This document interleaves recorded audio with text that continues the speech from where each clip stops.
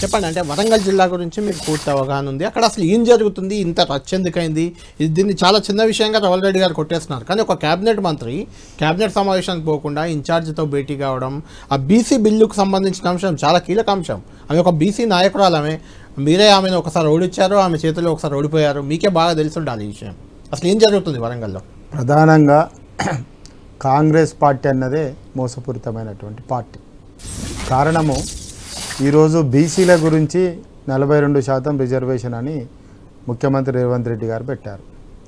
వారికి advocate general గారు చెప్పే ఉంటాడు, ఇది సుప్రీంకోర్టులో కాదు ఏ కోర్టులో కూడా నిలబడదు అన్నది చెప్పే ఉంటారు.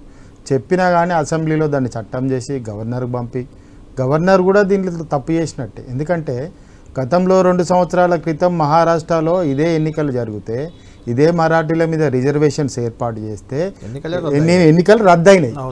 మరి ఇదంతా తెలిసి దేశవ్యాప్తంగా తెలిసినటువంటి అంశాన్ని బీసీలను మోసం చేసి అణగారిన వర్గాలను మోసం చేసే ప్రక్రియను ముందుకు తీసుకొచ్చి ఎన్నికలు జరగకుండా మోసపూరితమైనటువంటి ఎత్తుగడను వేసి ఎవరిని మోసం చేద్దామని అంటే కాంగ్రెస్ మోసం కాదా? ఇది కాంగ్రెస్ ఒకవైపు మోసం చేస్తుంటే బీజేపీ కూడా ఉణుకదంపుడు ఊతగా వాళ్ళు కూడా దానికి బీసీలకు మేము కూడా మద్దతు అని చెప్పుకుంటూ పోతుంటే రేపు పార్లమెంట్లో అది ఉండాలి, 9th షెడ్యూల్లో పెట్టాలి. 9th షెడ్యూల్లో పెట్టాలంటే దాని ప్రొసీజర్ గవర్నర్ నుంచి నీకు రాష్ట్రపతికి వెళ్ళాలి, రాష్ట్రపతి నుంచి క్యాబినెట్కి వెళ్ళాలి, క్యాబినెట్ నుంచి పార్లమెంట్కి వెళ్ళాలి, పార్లమెంట్ నుంచి 2 సభలలో పాస్ కావాలి, 2 సభల్లో పాస్ అయినాక గవర్నర్కి రావాలి, గవర్నర్ అప్రూవల్ ఇచ్చిన తర్వాత 9th షెడ్యూల్లో పెట్టాలి.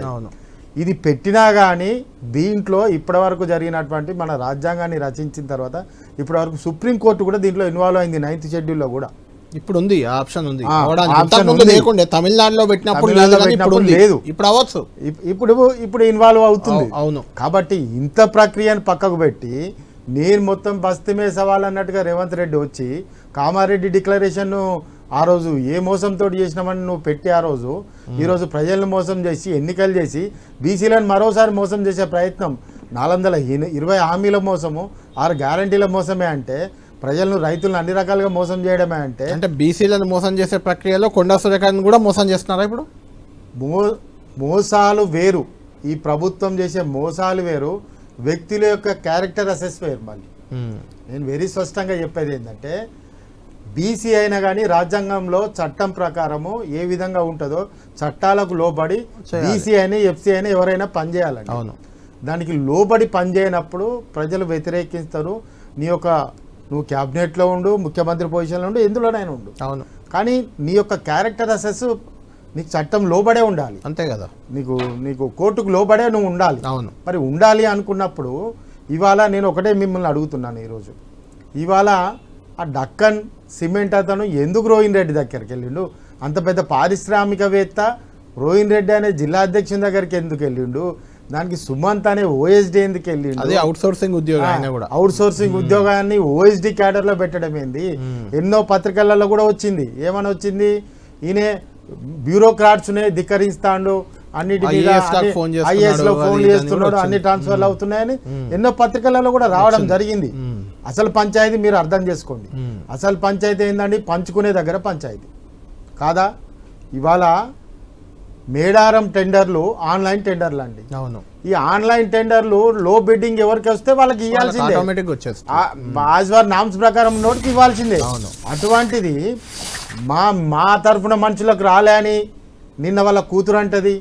అదేవిధంగా శ్రీనివాసరెడ్డి నా వాళ్ళకి రాలే అంటారు. ఎవరిని? ప్రజల సొమ్ము దోచుకోవడానిక? బిడ్డింగ్ ఎవరికి వస్తుంది? మేడారం పనులు జరగాలి కదా. మేడారం పనులు జరగకుండా మీరు టెండర్ల కాడ గొడవ పడుతున్నారంటే మీ స్థాయి ఏడికి దిగదార్చుకుంటున్నారు అనేది ఇలా ప్రజలు గమనిస్తారు. ఇందులో రెడ్డి వర్సెస్ బీసీ పంచాయతీ కనిపిస్తుందా మీకు వరంగల్ జిల్లాలో? అట్లా ఏమైనా ఉందా? ఎప్పుడైనా గుర్తుపెట్టుకోండి, అగ్రవర్ణాలు ఎప్పుడైనా కానీ బీసీలను రానివ్వరు. ఎందుకు రానివ్వరు అనేది మీకు ఎగ్జాంపుల్ చెప్తా. 1935లో 10.3 ఆర్టికల్లో ఖచ్చితంగా బీసీలకు కూడా రిజర్వేషన్ రావాలని ఆనాడు అంబేద్కర్ గారు మొత్తుకున్నారు. కానీ 1946 ఏదైతే రాజ్యాంగ పరిషత్లో పెట్టినప్పుడు దాన్ని అగ్రవర్ణాలన్నీ తోసిపూసినాయి, దాన్ని పక్కకు నెట్టిపడేసినాయి. ఆనాడు నెట్టబడ్డటువంటిది మళ్ళీ తర్వాత జనతా పార్టీ 1977లో వచ్చినప్పుడు దీన్ని తెర మీదకి తీసుకొస్తే వాళ్ళు 6 నెలలు కూడా లేరు కాబట్టి తర్వాత విపి సింగ్ గారు మండల్ కమిషన్ తీసుకురావడం 92 జరిగింది. తెచ్చారు. తీసుకొచ్చిన దాన్ని కూడా ఎక్కడ నిలబడేసి ఆయన ప్రభుత్వాన్ని ఖతం చేసి పడేసారు కదా. అవును. అంటే ఇదంతా ఎవరు అప్పుడు ఎవరి చేతులు ఉన్నది? 11 సార్లు పరిపాలించింది కాంగ్రెస్ కాదా? ఆనాడు 38 మంది పార్లమెంట్ సభ్యులు ఉన్నటువంటి జయలలిత గారు ఆ రోజు పివి నరసింహారావు గారి దగ్గరికి వెళ్ళి ఆ రోజు వెంబడి ఉండి ఆ రోజు ప్రభుత్వం జయలలిత ద్వారా నిలబడ్డది కాబట్టి ఆ రోజు చేసి. మరి ఈరోజు బీజేపీ వాళ్ళు ఇదే మోడీ గారి దగ్గరికి తీసుకెళ్ళి ఇవాళ రాష్ట్రంలో దాన్ని చేసిరు కదా. మోడీ దగ్గరికి అంటే కొండా సురేఖను కూడా అలా అనగదొక్కుతున్నారు అక్కడ జిల్లాలో. అలా కూతురు చెప్పినట్లు రెడ్డి సామాజిక వర్గం అంతా అనగదొక్కుతున్నారు అంటున్నారు. నిజమేనా అది మీ జిల్లాలో? నేను చెప్తా ఇక్కడ నేను అనేది నేను మళ్ళీ స్పష్టంగా చెప్తున్నాను. బీసీల అంశంలో మేము ప్రాణం ఇవ్వడానికి కూడా నిలబడతాం. కానీ క్యారెక్టర్ అసెస్ అనేది ఉంటుంది. ఇవాళ వరంగల్ తూర్పు నియోజకవర్గంలో ఎన్ని అట్రాసిటీ కేసులు అయినాయో అవన్నీ పరిశీలించండి. ఎందుకైతే అండి అక్కడ అయినా కేసులన్నీ ఎస్సీ ఎస్టీ బీసీల మీద అయినాయి. దేనికైతే అండి? ఏం పరిపాలన అండి ఇది? అంటే ఎవరు పెట్టారు? కొండా సురేఖ గారే పెట్టారు. అంతే కదా. అధికారులను అధికారం ఉన్నది కదా అని ప్రభుత్వం ఎవరిదైతే మాకు క్లోజ్డ్ డోర్స్ డిస్కషన్ అని అంటున్నారు. క్లోజ్డ్ డోర్స్ డిస్కషన్ అయితే ఇవాళ ఒక క్యాబినెట్ మంత్రి ఉన్నది, నువ్వు పోలీసు వాళ్ళని పంపినావు, నీ జులుం అన్నట్టే కదా. ఎందుకు అరెస్ట్ చేయలేదు? మరి నువ్వు సుమంత్ని పట్టుకోవడానికి పోతుంది కదా, నువ్వు ఎందుకు అరెస్ట్ చేయలేదు? అంటే నువ్వు బెదిరించి అరెస్ట్ చేస్తున్నావా? అది కూడా తప్పే కదా. ఇప్పుడు సుమంత్, రోహిన్ రెడ్డి అందరు కూర్చొనే కదా సెటిల్మెంట్ కూర్చున్నది. అందరికి తెలిసిన విషయమే. రెడ్డి గారు ఇది పంపకాల్లో పంచాయతీది అని అంటుంది బీఆర్ఎస్ ఆరోపణ కూడా అదే. ఆ పంచాయతీ చెడింది కాబట్టి రోడ్డు ఎక్కింది, రోడ్డున పడింది. దక్కన్ సిమెంట్స్ ఎవరు, రోహిన్ రెడ్డి ఆఫీస్ ఏంటి? ఇది ఇక్కడ బీఆర్ఎస్ నుంచి వస్తున్న విమర్శ.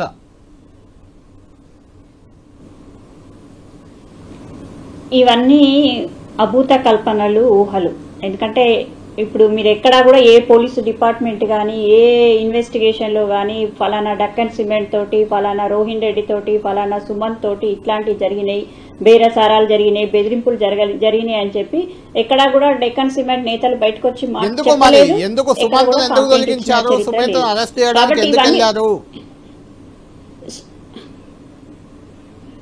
నేనేమంటున్నా కళ్యాణ్ గారు, ఈరోజు అంటే ఇష్యూను బీసీ వర్సెస్ రెడ్డి వేసే ప్రక్రియను, లేకపోతే ఏదో బీసీ వర్గాన్ని ఏదో రెడ్డి వర్గము అణిచివేసే కుట్ర చేస్తుందనో మీరు తీస్తున్నారు కానీ తప్పు. ఎందుకంటే కాంగ్రెస్ పార్టీ అనేది బీసీల పక్షపాతి పార్టీ. ఇప్పుడు మాట్లాడుతున్నా నన్నపనే నరేందర్ అన్న గతంలో 2018 ఎలక్షన్లప్పుడు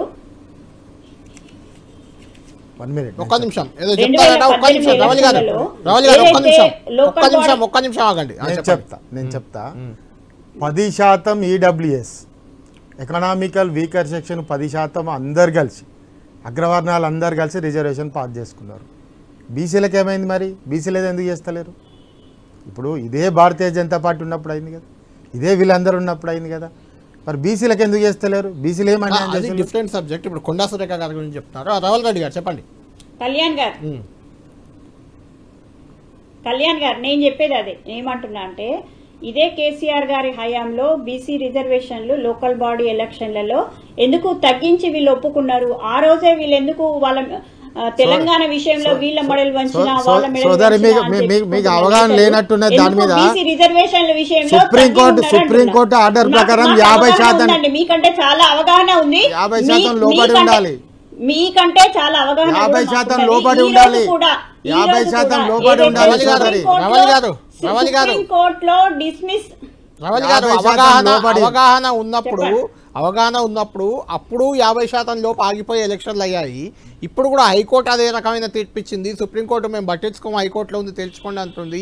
ఇప్పుడు కూడా 50% దాటే అవకాశం లేదు. అర్థం చేసుకోవాలి కళ్యాణ్ గారు. 15% ఎస్సీలకు ఆల్రెడీ రిజర్వేషన్ అయినది, 10% ఎస్సీలకు అయినది, మిగిలింది 26%. హైకోర్టు పూర్తి స్థాయిలో తీర్పు ఇవ్వలేదు.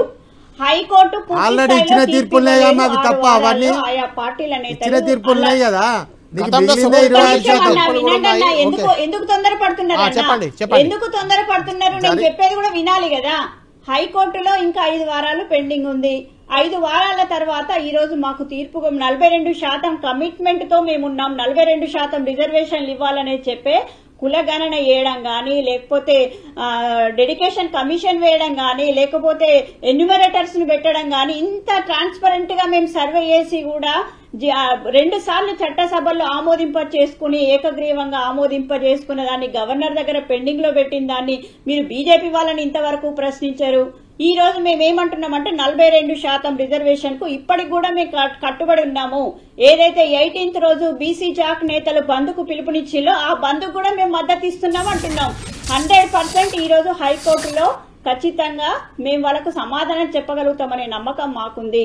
బీసీ రిజర్వేషన్ 42% అనేది కాంగ్రెస్ పార్టీ మానస పుత్రిక, అది ఖచ్చితంగా దాన్ని అమలు చేసి తీర్తామని మేము ఇంత గంటాపదంగా చెప్తుంటే ఇంకా బీసీ వర్సెస్ రెడ్డిల పార్టీ అంటే మీరు మీ బీఆర్ఎస్ హయాంలో మీరు దొరల చేతిలో అణిగిపోయిల్లు కావచ్చు, కానీ కాంగ్రెస్ పార్టీ హయాంలో అందరూ సమానంగా అందరి మంత్రివర్గంలో సమానంగానే ఉన్నారు.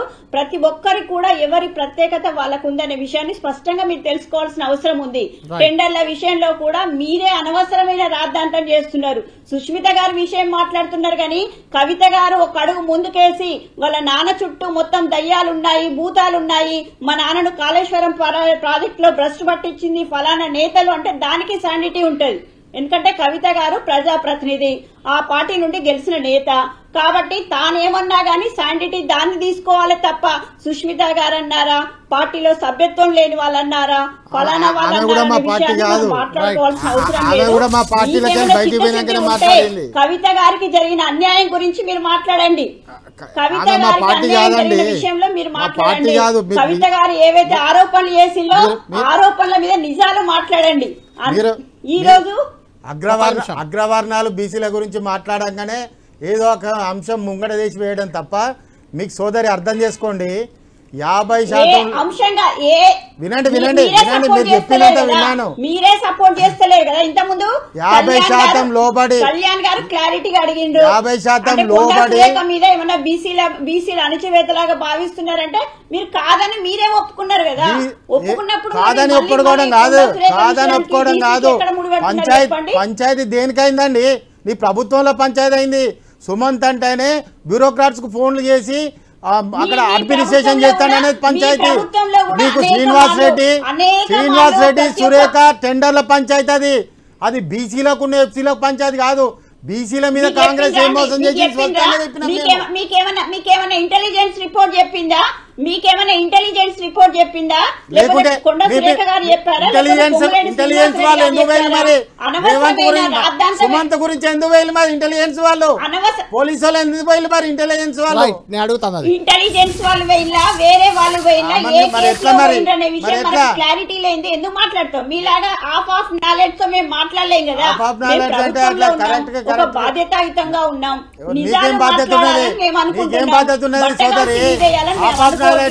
నీకేం బాధ్యత ఉన్నది? ఏ రోజు ప్రజాప్రతినిధి కాలేదు ఇంకా నేను ఎమ్మెల్యే మేయర్ చేసిన నాలెడ్జ్ లేకుండా మాట్లాడతాం. మళ్ళీ నీకు అసలు .5 కూడా లేదు నాలెడ్జ్. నీకు ఏం మాట్లాడతావు? ఎట్లా మాట్లాడతావు? మాట్లాడు మహిళలాగా మాట్లాడు. పద్ధతి లేకుండా మాట్లాడు. అంటావు. ఇప్పటివరకు చట్టసభలలో ఇంకా ప్రజాప్రతినిధులు ఏం మాట్లాడతావు? బీసీల గురించి నీకేం తెలుసమ్మా? బీసీల గురించి నీకేం తెలుసు?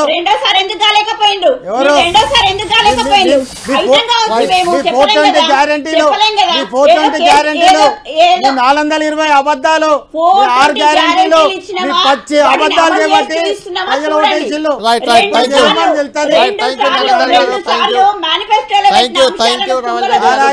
ఇప్పుడు